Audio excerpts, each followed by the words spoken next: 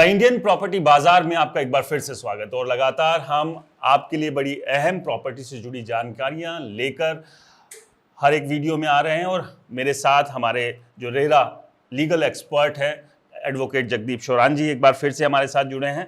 पिछले वीडियो में हमने बात की थी जगदीप जी की जो मेंटेनेंस है अफोर्डेबल को लेकर, उसको लेकर किस तरह का एक पूरा का पूरा नेक्सस कहिए वो चल रहा है। अब इससे आगे बढ़ते हैं। आज हम बात करेंगे जो डिले पोजीशन के जो राइट्स हैं वो क्या कुछ होने चाहिए अफोर्डेबल में, खास तौर से क्योंकि अगर जो होम बायर है अफोर्डेबल का वो पेमेंट देने में देरी करता है तो उसके ऊपर ठीक ठाक इंटरेस्ट, एक पेनल्टी बिल्डर लगा देता है और उसको वसूल भी लेता है क्योंकि ऑप्शन नहीं होता। लेकिन अगर आपका बिल्डर डिले करता है तो वहाँ क्या अधिकार हैं अफोर्डेबल से जुड़े होम बायर के?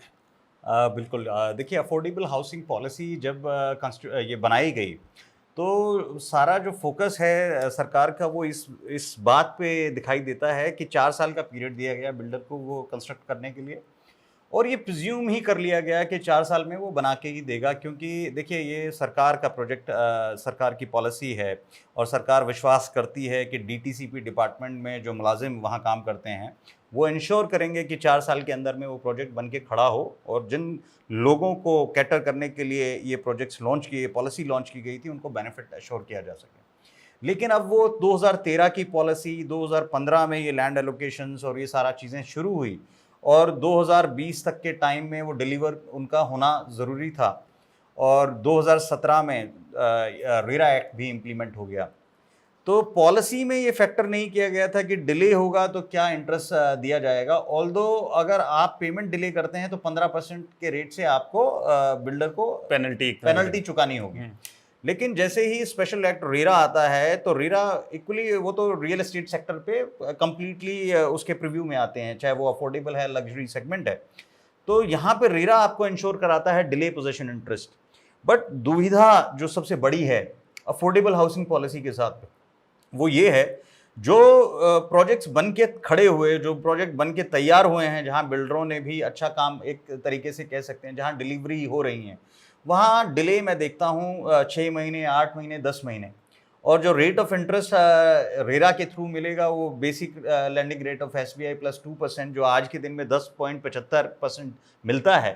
लेकिन 6 महीने, 8 महीने का आप डिले देखें, 20-22 लाख रुपए की आपकी प्रॉपर्टी है, और 6 महीने का अगर हम उस पर इंटरेस्ट भी कैलकुलेट करते हैं तो वो लाख रुपए या 60,000, 80,000 इस रेंज में आता है वो। तो बड़ी दुविधा इसलिए हो जाती है कि किसी भी लीगल लड़ाई को लड़ने के लिए देयर इज एन एक्सपेंसेस, आपको वो एक्सपेंसेस भी इनकर्ड करने होते हैं। आप एक लॉयर भी वहाँ पे अपने समय भी लगेगा, समय भी लगता है, एक लॉयर को भी रिप्रेजेंटेशन के लिए आप एंगेज करते हैं। तो वो एक फ़ायदे का सौदा नहीं हो रहा है और बिल्डर बखूबी इस चीज़ को समझ रहा है। इसलिए वो आपके पास में जब ऑफर ऑफ पोजेशन देता है तो कुछ एक्स्ट्रा चार्जेस भी लगा देता है, IFMS फंड भी आपसे लेने की कोशिश करता है, और जो आपका ये जो लॉफुल क्लेम है 1 लाख रुपए, 1.5 लाख रुपए अगर डिले 6 ही महीने का है जिन प्रोजेक्ट्स में, तो वो भी नहीं देता है वो आपको। अब उसके लिए आप लड़ाई लड़ सकते हैं, रेरा इंश्योर करेगा, 100% इंश्योर करेगा कि आपको डिले पोजीशन इंटरेस्ट मिले, बट आपकी उतनी कॉस्ट ही लग जाएगी, तो आप कैसे तो कोर्ट के दरवाजे तक जाएंगे। लेकिन फिर भी जब अधिकार है वो तो करना चाहिए। एक बात जो आपने कही IFMS की जो बात करें, इसको थोड़ा सा एक बार समझाइए कि ये क्या है और इसमें अफोर्डेबल होम बायर्स के क्या राइट्स हैं? देखिए, इंटरेस्ट फ्री मेंटेनेंस सिक्योरिटी है ये, वो एक सिक्योरिटी डिपॉजिट्स हर रेजिडेंट से लिया जाता है कि किसी भी ऐसी कंटीजेंसी को मेट किया जा सके जो एकदम इमरजेंसी कोई हालात हो गए, ट्रांसफार्मर फूक गया, हाँ ट्रांसफार्मर, आपका कोई पैनल जल गए हैं, या फिर आपका कोई भी DG सेट या कुछ भी इस तरीके का कोई ऐसा आ गया जहां इमीडिएटली पैसे की ज़रूरत है उसको रेक्टिफाई करने के लिए। तो इतनी बड़ी सोसाइटीज़ में आप फंड मांगने के लिए दोबारा से रेज नहीं करेंगे। कोई आदमी कहीं रहता है, कोई कैसे है, और फंड में देरी होती है तो आप वो काम ही नहीं करा पाएंगे। इसलिए हर सोसाइटी ये एक प्रोविज़न रखती है IFMS का कि वो एक ऐसा फंड उसके पास में हमेशा तैयार रहे कि किसी भी इमरजेंसी सिचुएशन में पैसे की ज़रूरत है तो उससे वो काम किया जा सके। अब अफोर्डेबल हाउसिंग पॉलिसी की अगर हम बात करें तो IFMS फंड जो बिल्डर आपसे ले रहा है वो आपको बिल्कुल नहीं डिपॉजिट करना है, क्योंकि 5 साल की रिस्पॉन्सिबिलिटी तो सिर्फ और सिर्फ बिल्डर की है। अगर कोई ऐसा इंसिडेंट होता है तो बिल्डर के पास में वो पैसा होना चाहिए जिससे कि वो उस चीज को मेट करे। IFMS तो आपको इंश्योर करना है कि ये सिर्फ जब आपकी RWA कंस्टिट्यूट हो जाए और आपको वो कॉमन एरिया RWA को हैंड ओवर हो जाए, उसके बाद ही आप IFMS फंड दें। और वो 5 साल के बाद होगा। बिल्कुल, और डीटीसीपी डिपार्टमेंट ने भी ये स्पेसिफाई किया है 22/2/2023 के अपने नोटिफिकेशन में कि आईएफएमएस फंड बिल्डर नहीं मांग सकता है। क्योंकि आप जो कमर्शियल आपने बेचा है वो तो आप वहाँ से रिकवरी कर ही चुके हैं। कमर्शियल से आपकी मेंटेनेंस चार्जेस आ रहे हैं, और आईएफएमएस लेके आप बिल्डर को क्यों देंगे? आईएफएमएस तो आपको अपनी आरडब्ल्यूए के लिए देना है, जब उसको आप रेगुलेट कर रहे हैं, जब अपनी आरडब्ल्यूए आप खुद से चला रहे हैं, तो आपको कंटीजेंसी फंड्स की जरूरत है। नहीं, ये काफ़ी अहम है अफोर्डेबल से जुड़े होम बायर्स के लिए कि अगर आपसे मैं फिर से दोहराऊंगा कि अगर आप रह रहे हैं और आपसे इस तरह का कोई फंड ले लिया है जिसको आप interest free maintenance security fund की बात करते हैं, तो आप उसके लिए कोर्ट का दरवाज़ा खटखटा सकते हैं, वो वापस देना होगा बिल्डर को। और अगर अभी आपने अफोर्डेबल में फ्लैट लेना है या भर चुके हैं तो इस तरह का कोई भी फंड आप ना दें, आपका अधिकार है ये फंड ना देने का। यानी कि अगर बिल्डर आपसे ले रहा है तो सीधे सीधे आपकी जेब पर ये डाका है। तो आज के बल्कि अफोर्डेबल हाउसिंग पॉलिसी के जितने इन्वेस्टर्स हैं, देखिए वो एक बहुत बड़ी संख्या हो गई है अब।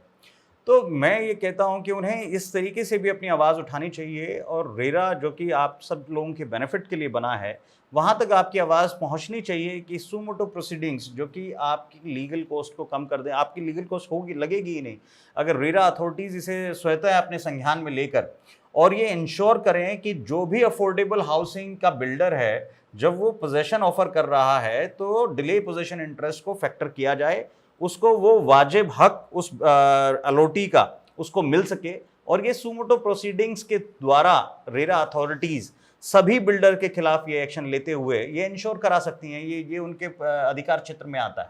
अगर मैं गलत नहीं हूँ तो इसके लिए एक अच्छा तरीका आपके पास ये है कि अब आप रहने लगे हैं, आपने तमाम जो रेजिडेंट्स के आप कनेक्ट में हैं, अगर आपने एक आरडब्ल्यूए फॉर्म कर लिया है तो आप आरडब्ल्यूए के थ्रू जाइए, आप मास लेवल पे जाकर केस कीजिए, तो उसमें बहुत ज़्यादा आपको लॉयर की कॉस्ट नहीं बढ़ेगी, एक कॉमन कॉस्ट में ही आपका काम भी हो जाएगा। और आपके पास जो पैसा आना है आप इसको इस तरह से भी ले सकते हैं कि आप अगर इंडिविजुअल तौर पर देखते हैं कि 50-60 हज़ार रुपये के लिए क्या लड़ाई लड़नी है, लेकिन अगर वो 50-60 हज़ार रुपये को आप मल्टीप्लाई करते हैं 500 या 1000 लोगों से तो ये अमाउंट बहुत बड़ा हो जाता है। तो इस अमाउंट को तो आपको लेना चाहिए, आपका अधिकार है, और कम से कम इस अमाउंट को लेकर अपनी आरडब्ल्यूए के पास रखिए ताकि आप अपने बाकी जो सुविधाएं हैं सोसाइटी की उसको बढ़ाने में इसका यूज कर सकते हैं। मैं गलत नहीं। चलिए, बहुत बहुत धन्यवाद जगदीप शोरान जी, आपने इतनी अहम जानकारी अफोर्डेबल से रिलेटेड दी। और उम्मीद करते हैं अगर आपको ये वीडियो पसंद आ रहे हैं तो आप कमेंट्स कीजिए, लाइक कीजिए, और आपके जो भी सवाल हैं वो कमेंट बॉक्स में आप हमें कर सकते हैं। इसके अलावा आप हमें मेल करके भी अपने सवाल जो है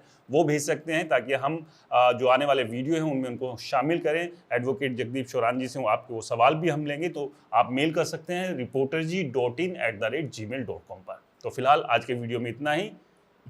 नमस्कार।